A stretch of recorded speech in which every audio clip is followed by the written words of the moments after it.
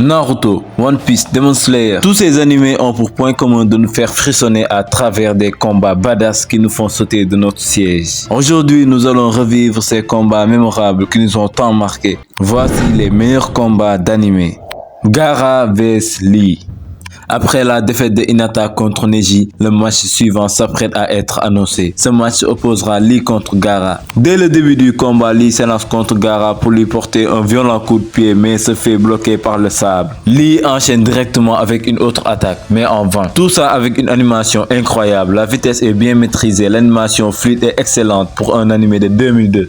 Tout à coup, Guy ordonne à Lee d'enlever ses poids. Lee s'exécute et boum! Qui n'a sérieusement pas été choqué en voyant cette scène? Lee, qui était très rapide au début, multiplia sa vitesse en 10. Impossible de percevoir ses mouvements clairement, tellement il était rapide. Tout le monde était stupéfait par les performances de Lee. Et enfin, Lee parvient à toucher Gaara et à le projeter au loin. Alors que Gaara se relève, on peut remarquer que son visage s'effrite. En effet, Gaara avait depuis le début un bouclier de sable directement sur son corps. Ce dernier commence à rire soudainement aux éclats, ce qui fait dire à Kankuro que Lee risque de mourir. Après l'avoir de nouveau touché, Lee enchaîne avec sa technique mythique, fleur de lotus, pour transpercer l'armure de Gaara. Encore plus chaud, Lee ouvrait ensuite des portes du chakra et fait un ultime lotus. Gaara a pu se protéger grâce à sa jarre qui s'était transformée en sable. Et enfin Gaara fit une Sabakikyu qui toucha la jambe et le bras gauche de Lee. Guy interrompit tout de suite le combat. Lee avait subitement perdu et risque de voir sa carrière de ninja complètement détruite. Thorfinn vs Torkel. Thorfinn, pour venger son père, suit Askeladd depuis ses 5 ans, jusqu'à maintenant où il a 16 ans. Askeladd est engagé en tant que mercenaire par les Danois pour assiéger Londres, mais ils sont confrontés à un problème. Torkel. En effet, à part son défunt père, personne ne pouvait rivaliser avec Torkel dans ce milieu. Un géant de 2,30 m qui utilise une hache aussi grande que Thorfinn. Alors Askeladd décide de lui envoyer Thorfinn afin de s'en débarrasser. Et c'est là que l'art commence. Thorfinn monte dans le fort avec ses 2 couteaux toujours impossibles. Torkel chargeait avec un énorme bout de bois qu'il maniait aisément. Thorfinn, avec une agilité incroyable, esquivait tous les coups. Ce dernier allait poignarder son visage, mais Torkel réagit en mettant son bras qui fut transpercé par la dague de Thorfinn. Celui-ci était coincé, alors il coupa les doigts de Torkel pour se libérer avant de sauter sur la mer. Ils vont encore se rencontrer sur la neige pour un deuxième round. Torkel, qui poursuivait Askeladd, parvient à l'atteindre.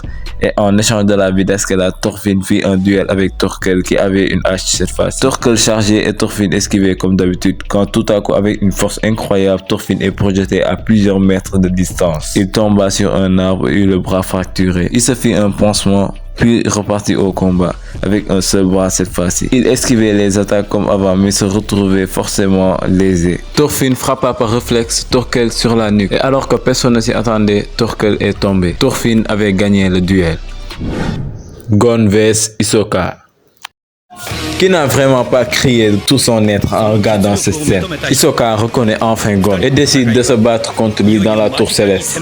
Le combat commence et Gon attaque aussitôt Hisoka avec une vitesse d'exécution inouïe. Cependant, Hisoka esquive les coups de Gon avec une facilité déconcertante et le repousse sans faire trop d'efforts. Gon ne lâche rien, il attaque encore et encore, mais se fait beaucoup repousser. Alors il décida de déterrer la dalle qu'il va briser en plusieurs morceaux pour gêner Hisoka. Et c'est comme ça qu'il réussit à atteindre Hisoka après s'être camouflé derrière une dalle. Après cela, Hisoka passe à la vitesse supérieure. En effet, ce dernier commence à attaquer et à utiliser son aile, le bungee gum avec lequel il attira Gon à lui, mais celui-ci en profite pour lui donner plusieurs coups. Et étonnamment, Hisoka frissonna de plaisir après ses coups et décida de se retenir car Gon n'était pas mûr selon lui. Dans ce combat, on comprend enfin les réelles motivations de Hisoka qui n'est ni bon ni mauvais. Hisoka vit selon ses pulsions, ainsi que pour son amour pour le combat. Gon évidemment perd finalement le combat. Il fut bref mais mémorable.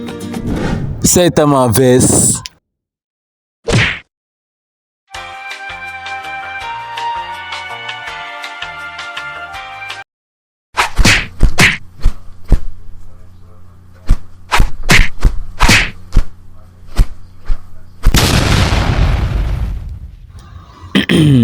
Là, je n'ai plus rien à dire. Il est juste trop fort. Mettez dans les commentaires le combat qui vous a plus marqué dans les mangas et animés. Et n'oubliez pas de liker la vidéo. Ça ne vous coûte rien et ça me soutient énormément. Et faites-le savoir si vous voulez que je fasse une vidéo où je compare Gojo, Goku et Saitama.